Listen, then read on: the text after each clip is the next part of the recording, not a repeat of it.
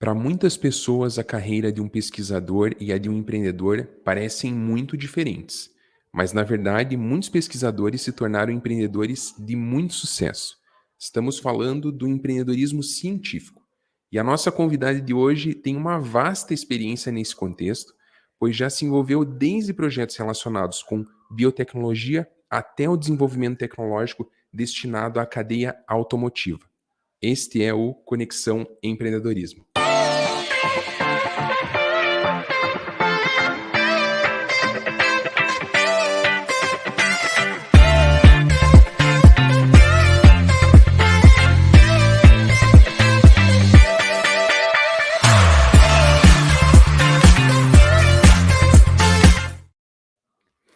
Bom, e para aqueles que não me conhecem, meu nome é Caio Moro, sou advogado sócio do escritório Vanzini Penteado, especialista jurídico em negócios inovadores.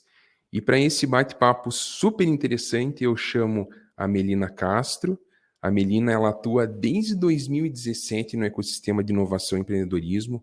Começou na Grãoar, startup de biotecnologia em alimentos, participou e recebeu diversos reconhecimentos pelos programas Startup U como primeiro lugar, Lemonade Bio Startup Lab como finalista e tem uma trajetória marcada por atuar com inovação em empresas como Fundep, Coolhau e Biominas, acelerando mais de 200 startups.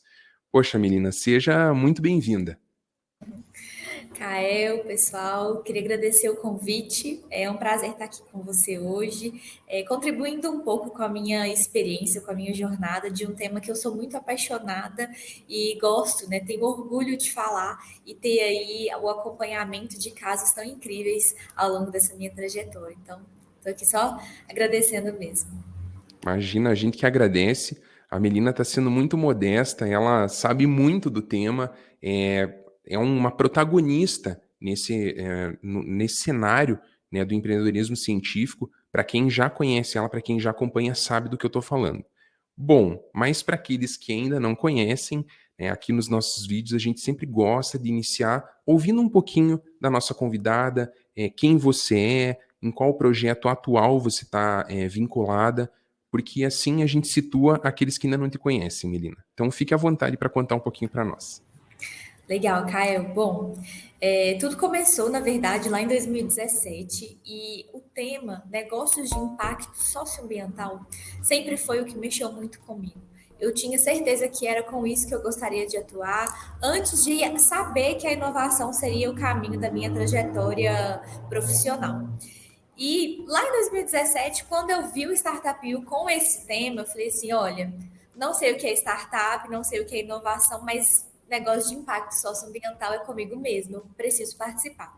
E foi quando a minha vida realmente mudou, né? Eu conheci a minha equipe da Gramoar lá, a gente teve aí, eu estive com eles durante 2 anos desenvolvendo o nosso produto, né? Indo desde laboratório até reunião comercial, prospecção de investidores.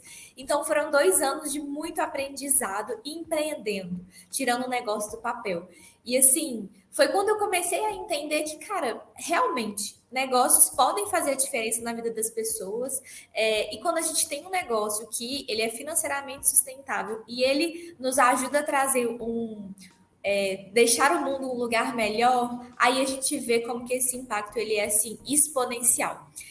Durante esse tempo, né, eu fui convidada a atuar não como empreendedora, mas como agente de aceleração, acompanhando os negócios. E foi quando eu resolvi topar esse desafio. Na época eu era muito nova, eu estava com 19 anos. Eu falei: não, eu preciso ter experiência, né? Eu preciso sentir o que é aí estar do outro lado, acompanhando outros negócios. Participei, trabalhei no Lemonade como agente de aceleração, acompanhei diversas startups, fui para o interior de Minas, tranquei faculdade e me, assim, imergi de fato nessa realidade que me deixou muito eufórica, né, de ver as coisas acontecendo. Nesse meio do caminho, eu esbarrei com o empreendedorismo científico. E foi, assim, um amor que ele foi sendo realmente construído. Porque a primeiro momento eu tinha essa mesma percepção do que você introduziu. Os pesquisadores e o empreendedorismo não conversam, né? São mundos diferentes. Só que, na verdade, não faz sentido serem mundos diferentes, né? Aí eles precisam conversar por N aspectos. E eu elenco um que é o que mexe mais com o meu coração, que é o potencial de impacto dessas soluções na vida das pessoas, na vida dos animais e no nosso planeta. Então, ao longo nesse meio do caminho, né, comecei a participar de iniciativas que falavam de empreendedorismo científico. A mais famosa, talvez aí pelo Brasil, seja o Pint of Science, que na época eu participei da organização, né, que é de fato levar a divulgação científica para bares. Então, é um evento que acontece em todo o Brasil e vão lá pesquisadores, professores, contando sobre algum tema específico em bar. Aqui até o que a gente participou foi ali no Maleta. Foi muito interessante. Então, e nesse meio do caminho, eu entendi que dentro dos espectros que a inovação abarca, transformação digital, negócios de base tecnológica, enfim, eu entendi que a inovação científica era ali onde eu queria investir o meu tempo e a minha carreira. E aí, eu comecei, né, trabalhei com biotecnologia, como você comentou, acompanhei vários negócios voltado para a saúde humana, para a saúde animal, e hoje, atualmente, estou atuando na cadeia automotiva no programa do Rota 2030. Que, assim, eu acho muito interessante trazer, né, o que é o Rota, porque ele é diferente dos programas convencionais de inovação, porque ele teve um modelo inspirado, assim, foi até um benchmarking europeu, em que o Rota hoje ele é um programa subsidiado pelo governo federal. E como que ele acontece, né? O Rota 2030 ele atende a cadeia automotiva, ele é um programa exclusivo para a cadeia automotiva, veio do governo federal e hoje as empresas montadoras que estão aqui no nosso território brasileiro, elas basicamente transferem parte do imposto de renda para investir em ciência e tecnologia para a própria cadeia automotiva, né? Para toda a cadeia, não só para as montadoras, mas para todos os fornecedores, compradores, produtores que estão aqui em território brasileiro. Então é um programa que a gente vê que de fato assim tem um incentivo governamental muito grande, né? Que é recurso e que a transformação na cadeia ela está sendo muito incrível. Então hoje o Rota ele atende. Hoje nós temos vários ICTs, que são os Institutos de Ciência e Tecnologia, fazendo parte, tanto trazendo P&D para a cadeia automotiva, novos produtos, novas tecnologias, pensando aí em tecnologias alternativas, né? Quando a gente pensa em descarbonização, por exemplo. Então, está sendo muito bacana, um desafio novo, um setor novo de atuação, mas que é muito bonito ver esse arranjo acontecendo, né? E dando resultado. Nossa, de novo fiquei impressionado, porque, pessoal, quando eu conheci a Melina, eu estava em Minas Gerais, né? Ela é de Minas, num evento organizado pela Biotech Town, que é uma aceleradora que congrega essa parte do empreendedorismo científico, né? Focado em biotecnologia e ciências da vida. E eu já tinha ficado impressionado com os relatos que você tinha trazido lá sobre esse protagonismo de startups com base científica, que foi o que eu vi muito na minha visita, né? Nessa uma semana que eu fiquei por lá. E agora você trouxe mais elementos sobre isso. Então, Melina, se você pudesse apresentar um pouquinho mais, de forma aprofundada para quem está nos assistindo, esse panorama a respeito desses projetos de empreendedorismo científico e como esse nicho vem crescendo nos últimos anos, porque é algo que não está muito no hype, ou melhor, agora que talvez começaram a falar sobre isso, porque antes era essa ideia que a gente tinha, que eu comentei no início, né? Pesquisador tem um caminho de vida e o empreendedor outro, né? Então, se você puder trazer para nós como que esses projetos estão vindo à tona e como que esse nicho está evoluindo, vai ser bem legal. Legal, Caio. Bom, a onda da inovação aqui no Brasil, ela veio bem depois, né, do boom de startups no Vale do Silício, por exemplo. Então, a gente veio aí, a gente atrasou um pouquinho, né, em fomentar startups, em dar um protagonismo, de fato, para as startups de base tecnológicas digitais. E o mesmo acontece com o empreendedorismo científico, né? Então, assim, quando a gente vê aí o panorama mundial e aí pegando os principais polos, né, que é Estados Unidos, Europa e Ásia, a gente vê que já tem um tempo que as startups de base científica, elas têm ganhado um protagonismo e elas têm recebido investimentos altíssimos, principalmente de grandes empresas, porque são ali que moram os principais gargalos tecnológicos. Então, a gente tem um case muito interessante, que aí é de 2017, mais ou menos, de uma empresa daqui de Belo Horizonte, que foi lá para o Vale do Silício desenvolver pele artificial para a L'Oréal. Olha só, 2017, a gente está em 2022. Isso é só um dos cases assim, de milhares que já acontecem lá fora, né? Porque se a base do nosso conhecimento está nas universidades, a demanda está nas indústrias. Então, eles começaram a entender aonde que vem ali, como é que vai traçando esse caminho.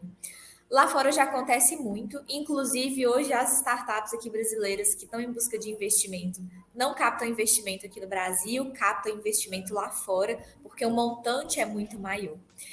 E aqui no Brasil, né, bom, a minha jornada não é tão longa, então eu vou trazendo elementos do qual eu fui vivendo também. Hoje nós temos vários fundos de investimento para esse tipo de tecnologia, e eu percebo que, primeiro, que antes de 2015, mais ou menos, não era permitido que pesquisadores, e na verdade não só pesquisadores, que os docentes, servidores públicos, né, de universidades públicas mesmo, vinculados, eles não poderiam empreender, eles não poderiam exercer nenhuma outra função a não ser o seu cargo conquistado pelo concurso. Então eles tinham uma barreira legal para desenvolver, né, para ter ali uma startup, um negócio. E o que a gente via era alguns ali gatos pingados de pós-docs, pesquisadores bolsistas, tentando levar aquelas pesquisas para frente. Mas levar essas pesquisas que são extremamente complexas, que requer laboratório, mão de obra extremamente especializada, recurso financeiro, é muito difícil, muito difícil. Então, assim, eu falo pela minha experiência de Grã-Moar, né? Chegou um momento que a gente não tinha laboratório para fazer. Onde que eu vou fazer meus testes? Não sei.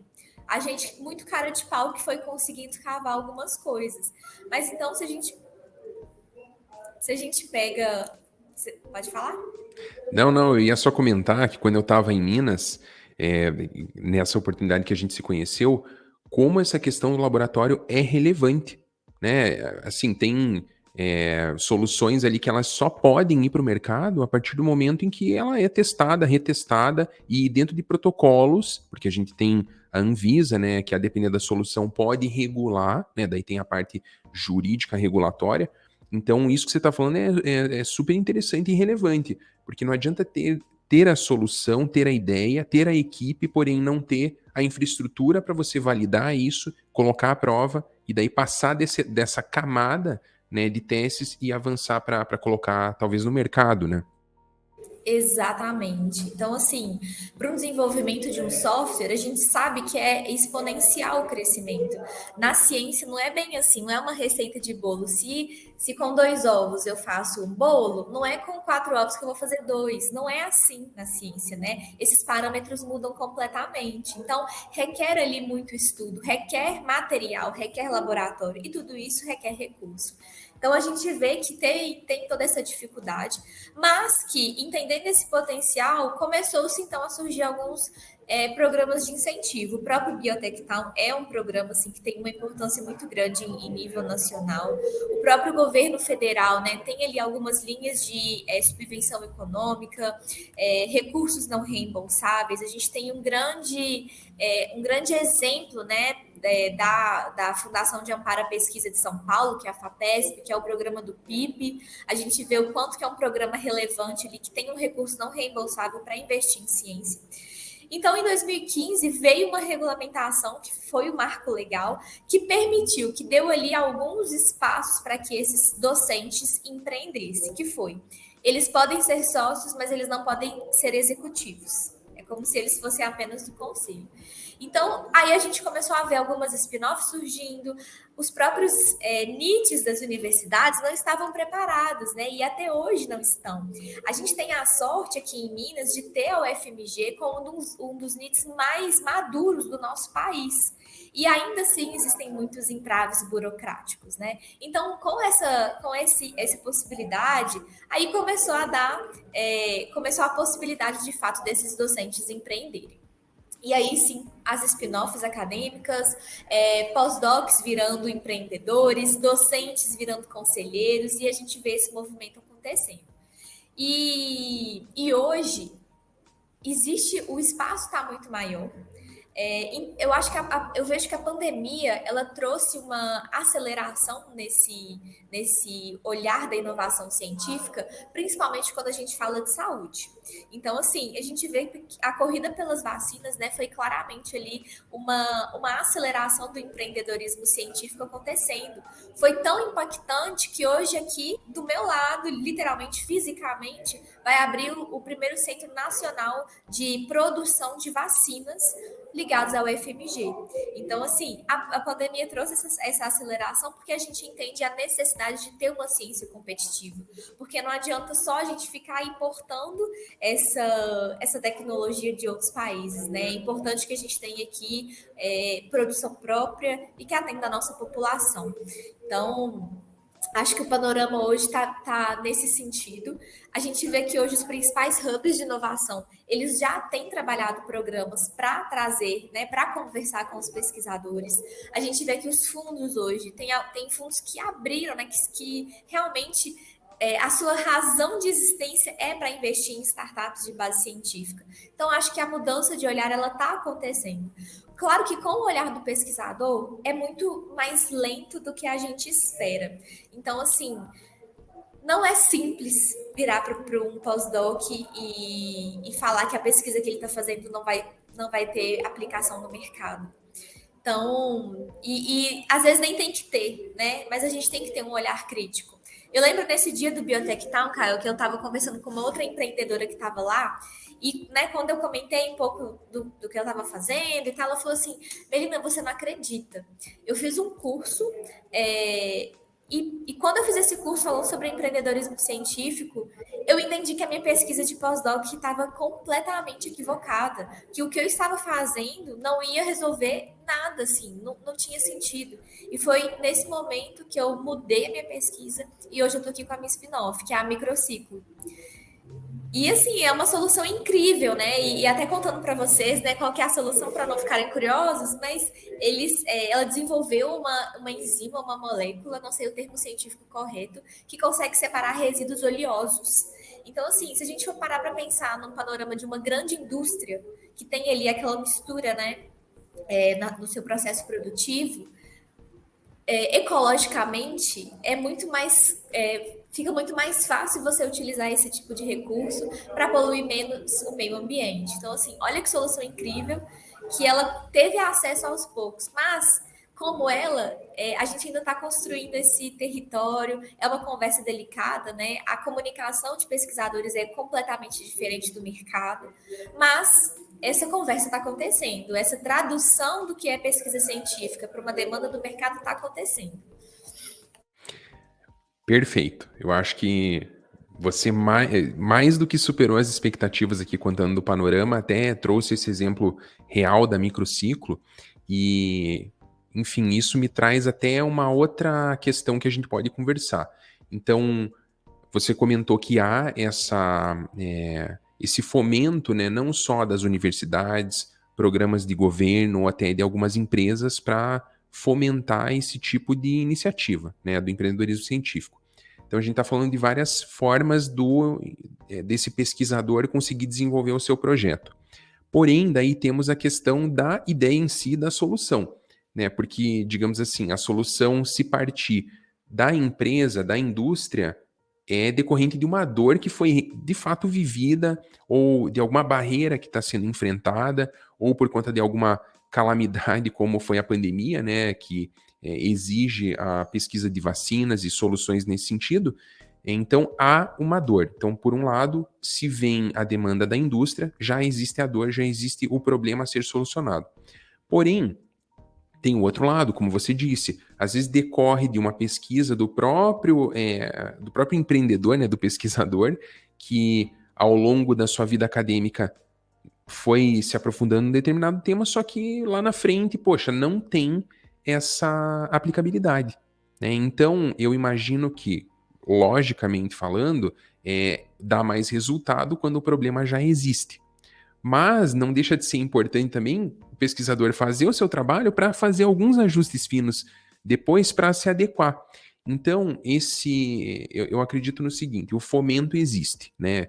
De prover laboratórios, de prover recursos, bolsas, mas esse link, essa conexão, né, entre o pesquisador, o que já está sendo produzido por eles e o que está ocorrendo nas indústrias, tem algum foro específico, alguns eventos que acontecem ao longo do ano, Melina, para promover essa conversa entre quem tem muitas ideias, quem pesquisa, quem tem a tecnologia com quem tem a dor? Isso tem, assim, no mercado algo bem específico ou são questões bem esparsas? Não que eu saiba. Assim, de forma pragmática, que seja um evento para isso, e assim, que tem sido perene, não. A gente tem coisas pontuais, então teve no final do ano passado, no Rio de Janeiro, até organizado pelo Fiocruz, aí trouxe ali uma espécie de speed dating, né, entre os pesquisadores da UFRJ e da Fiocruz para conversar com empresas, mas não de forma assim sistemática, que eu acho que ainda tem muito espaço. Os hubs estão se movimentando para isso. Tem iniciativas focadas. A gente tem hoje instituições grandes, né? A própria Fundep é uma instituição que tem se movimentado para isso, o Biotech Town, a Biominas, o César lá em Recife. A gente tem em São Paulo State, o hub que tem um foco muito grande em empreendedorismo científico, a Emerge. Então, a gente está vendo esses parceiros, mas eu não tenho visto um movimento tão não é autossustentável, mas tão sendo Como se fosse um fluido. atalho, né? Um atalho para que essas pessoas se conectem. Porque aí que tá, uma tem a necessidade, a outra pode ter uma solução não específica, mas que pode ser ajustada. Né? Sim, Assim, é algo que vai fazer o nosso ecossistema crescer, se desenvolver, né? sim, Desenvolver a startup e desenvolver ainda a indústria. E, pô, isso aí é, é o que a gente precisa, né, para o desenvolvimento do país. exatamente. Não, legal. Quando eu tive na Biotech Town, foi interessante que você estava lá também, viu, né? Eles trouxeram várias empresas também para ouvir os pitches das startups que tinham essa base científica. E eu lembro que a galera ela falou: Nossa, essa solução é interessante, a gente pode ajudar com um equipamento para vocês testarem, ou não, a gente tem essa dor, talvez se vocês ajustarem isso aqui, a gente pode contratar. Então, lógico, lá foi pontual, foi super interessante, né? Só para as startups que haviam sido selecionadas, mas seria interessante, né? Reunir assim um evento a nível nacional de todas as startups que também, depois que passariam um crivo, apresentar os seus pitches para a indústria, né? Para as empresas que estão aqui, às vezes multinacionais, né? Pô, isso aí ia ser uma baita conexão. Sim, eu tenho assim, Caio, um grande sonho, sabe? Um grande desejo, que na minha cabeça eu chamo de corredor tecnológico. Então, assim, a gente tem infraestrutura e pessoas competentes para acelerar o desenvolvimento desses negócios. E a gente tem metodologia para acompanhar, né, se o negócio está indo para um lugar certo, se está fazendo sentido, se está tendo um olhar mercadológico. Mas a gente não tem arranjo ainda para conectar isso tudo. Então eu até ficava assim pensando, poxa, a gente tem aqui, né, o Biotech Tal, a gente tem a UFMG, a gente tem o Senai, falando aqui na realidade de Belo Horizonte. Mas e se eu sou do Senai e quero usar o Biotech Tal? E se eu sou do Biotech Tal e quero usar o UFMG? É tão confuso, você não sabe nem por onde que você começa, assim, né? Eu até trago essa minha vontade pela experiência que eu vivi na época de Gramoá. Eu lembro que eu utilizei equipamento da UniBH e eu não era nem aluna da UniBH, sabe? Eu fui na cara de pau pedindo ajuda para professor, usei equipamento da UFMG na época, usei do Senai, sendo muito cara de pau e tendo ali uma dificuldade burocrática que é necessária. Mas se a gente conseguir articular todo mundo, né, a gente consegue criar esse corredor aí e todo mundo ganha. Então, assim, é um grande desejo. E um outro grande desejo, né, que a gente vê aí que está começando a ser uma tendência, mas ainda está muito incipiente, é de fato o recurso de multinacionais virem aqui para a América do Sul. Então, assim, por mais que eu desenvolva uma solução maravilhosa de pele artificial para evitar testes em animais e usar nesse composto, né? Ela não vai testar aqui no Brasil. Ela teve que ir lá para o Vale do Silício, porque a matriz, o PID está lá, não está aqui. Então, assim, um grande desejo meu, né, é que essas empresas comecem a transferir recursos para cá.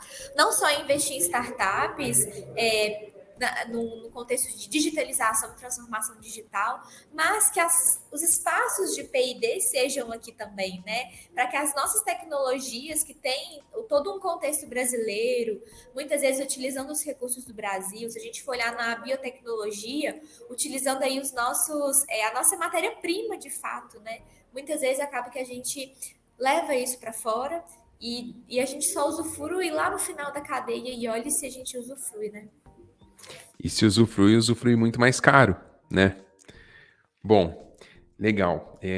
Acho que a gente pôde situar quem está nos assistindo, né, de todo esse contexto, a realidade na qual o empreendedorismo científico está alocada, né? E dentro desse conceito, você trouxe 2 exemplos aqui bem legais, né, dessa startup que fez essa solução de pele artificial, trouxe também a solução da microciclo. E tem algum outro case, assim, Melina, que você possa compartilhar, seja da parte de biotech, seja da parte de transportes na qual você está envolvida agora, ou até mesmo algum projeto, né, que você veja aqui bem real, que seja legal compartilhar com o pessoal, para eles tangibilizarem mais ainda o cenário. Nossa, tem muito case, muita coisa acontecendo, assim, muita coisa ainda está dando resultado, né? Porque as coisas não são simples. Na minha época de Biominas, né? A Biominas é uma incubadora de empresas, e aí eu lembro que meu primeiro impacto foi ver que tinha empresa incubada há 10 anos lá, 10, 12 anos. E eu fiquei, nossa, mas é muito tempo, né? Mas na biotecnologia não é muito tempo. 10, 12 anos é o esperado, faz parte. Então, o contexto é muito diferente. Então, tem muita coisa que está acontecendo, né? Que a gente ainda está vivenciando os resultados. Mas, assim, eu acho que é interessante a gente contar.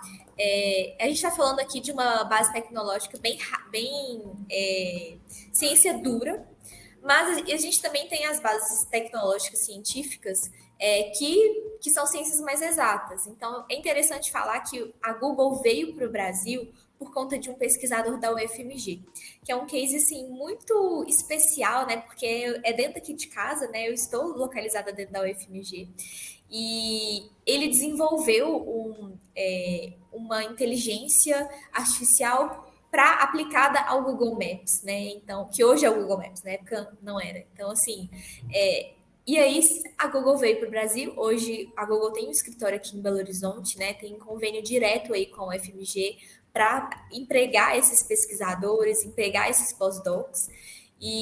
Mas um outro case que é muito especial, que está aí na nossa vida, e a gente talvez nunca tenha parado para pensar, é o teste do pezinho, que é um case muito antigo, que impacta diretamente as nossas vidas, né? E é uma tecnologia desenvolvida também aqui na UFMG.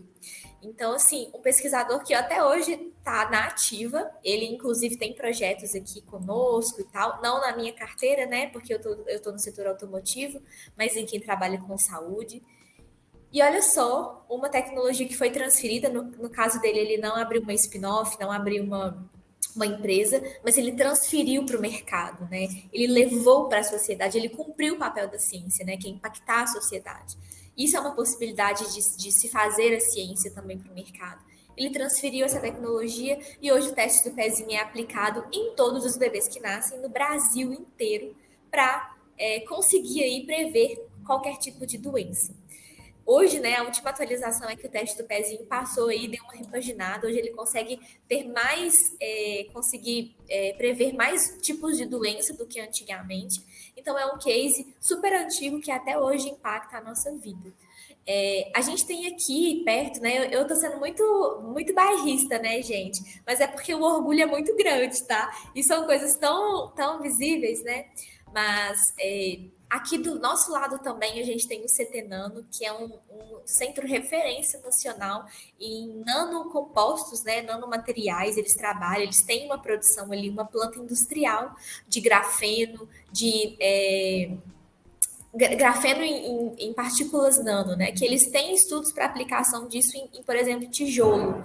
É um estudo que está muito inicial, então ainda a gente não pode ir no mercado e comprar, né, um tijolo ali de nanomateriais, de grafeno, mas as pesquisas e os testes que eles têm feito é que quando eles conseguem aplicar o nanomaterial no tijolo, ele consegue reduzir o peso desse tijolo assim em mais de 50% e uma durabilidade e uma maleabilidade maior. Então, corre menos risco do tijolo quebrar, ele consegue ter ali uma maleabilidade e ele dura muito mais tempo, né? Eles estão em parceria com uma empresa, eu não sei o nome da empresa, mas uma empresa de cimento para fazer testes na fábrica, né? E é uma tecnologia que veio. Quem coordena esses projetos são os docentes da universidade, são pesquisadores, assim, referências internacionais em nanomateriais, e eles estão ali diretamente ligados com a indústria. Então, e um caso muito interessante que também está no nosso dia a dia, e talvez até aí na necessaire de quem está nos ouvindo, é o próprio Vonal, um remédio de enjoo. O Vonal ele foi desenvolvido na USP, por um pesquisador da USP. É um dos poucos medicamentos. Hoje é a patente que mais gera recurso para a USP.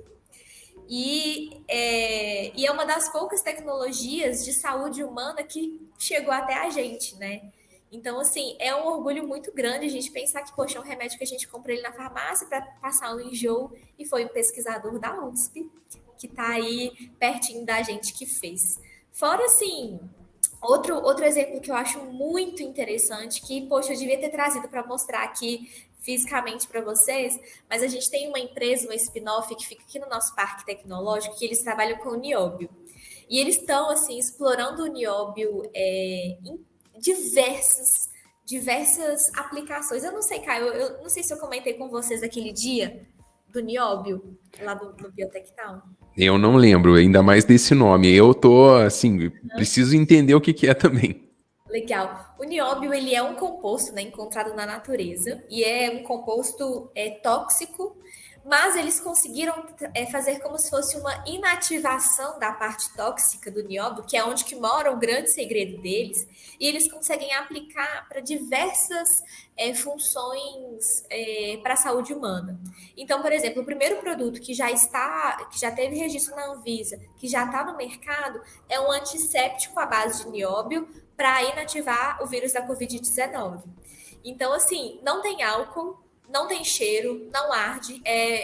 A indicação é para idosos e crianças, né? Por ser um produto menos alergênico e ele inativa a Covid-19.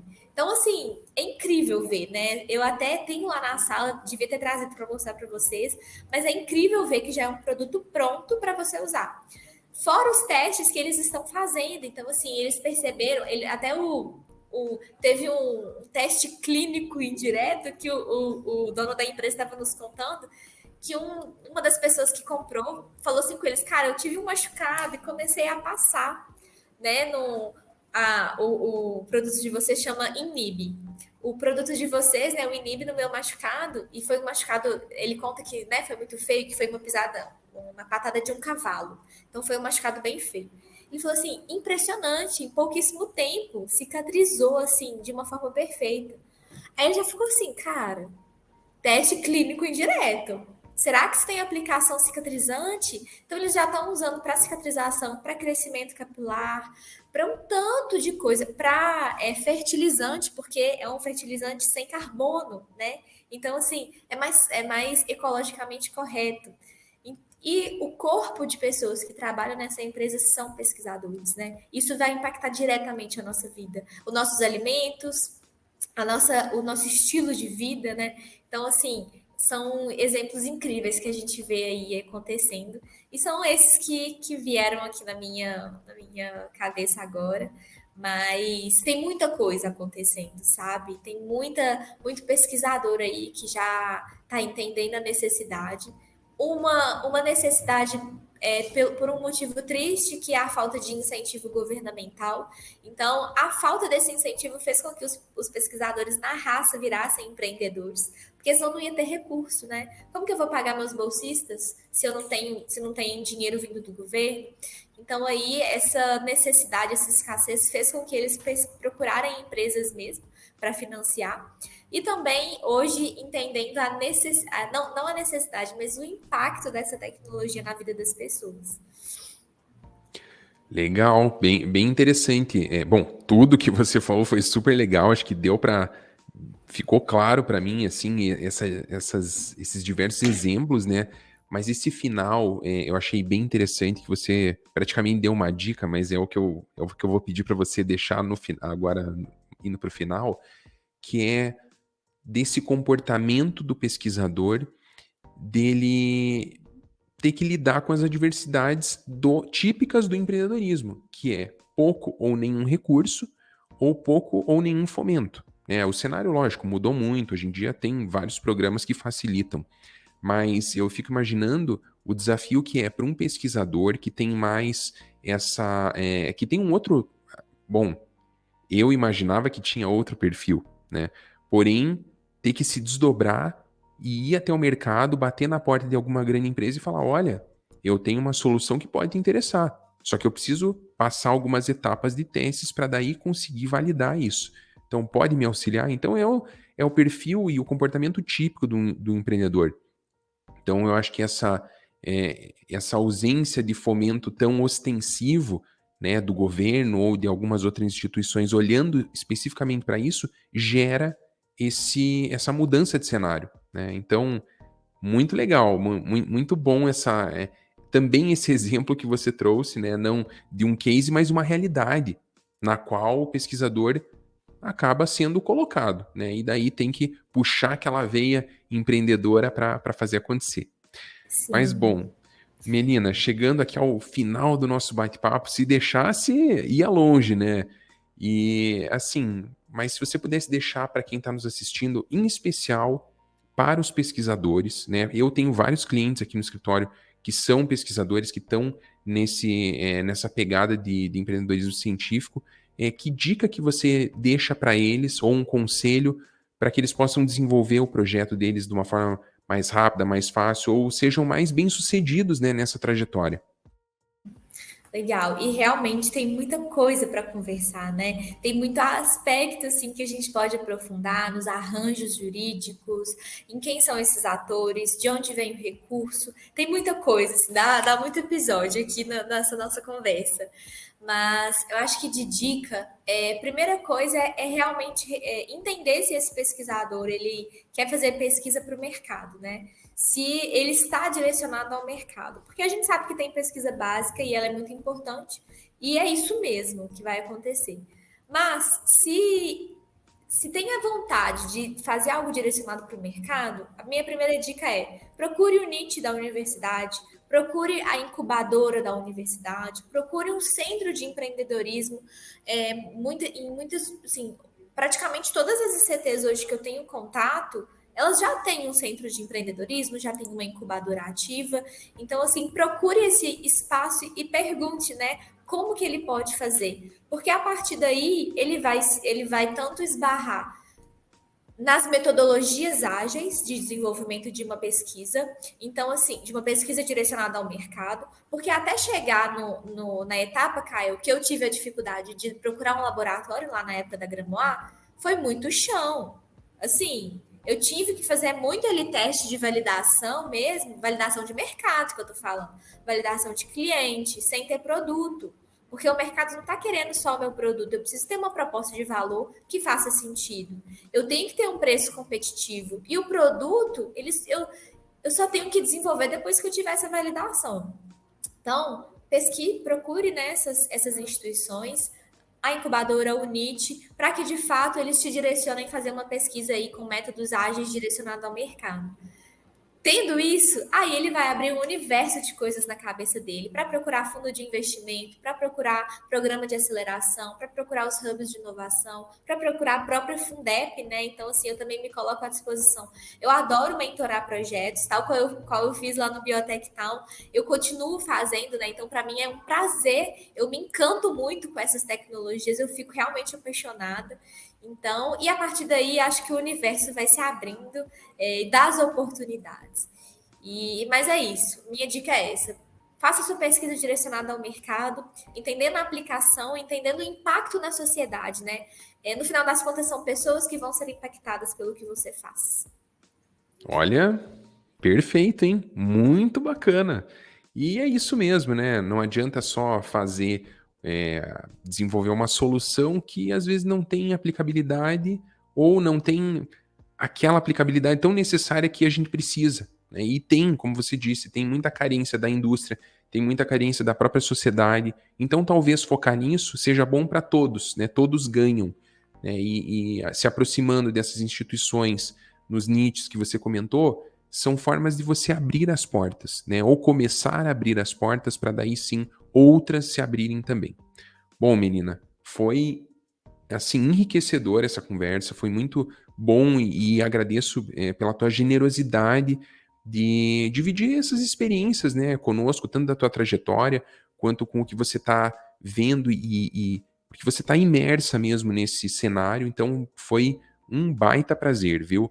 E, claro, depois de deixar essa oportunidade, né, para as pessoas virem até você e, eventualmente, fazerem uma mentoria, né, organizar isso, foi muito legal. Então, caso alguém que esteja nos assistindo queira conhecer um pouco mais dos projetos da Melina, ou até mesmo entrar em contato com ela, a gente vai deixar aqui na descrição do episódio alguns contatos.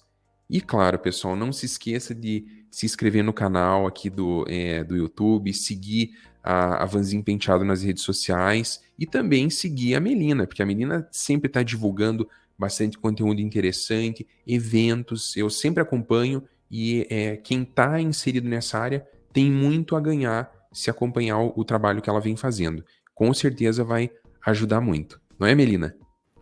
Isso aí, Caio. Obrigada, pessoal. Fico disponível. Me adicionem no LinkedIn para a gente continuar esse papo. Tem muita coisa aí para acontecer. E foi um prazer compartilhar as minhas percepções, minha experiência. E aí já fica o convite para os próximos episódios, para a gente aprofundar em outros assuntos. Com certeza, tem muito assunto, inclusive tem vários desafios jurídicos, né, que podem ser trabalhados. Geralmente batem aqui na porta do escritório e falam: e a propriedade intelectual, como é que fica? Desenvolvi junto com a universidade, sou professor, sou dedicação exclusiva, usei o laboratório, o que fazer? Mas isso, como a Melina falou, fica para os próximos episódios. Então, pessoal, nos vemos na próxima e até lá!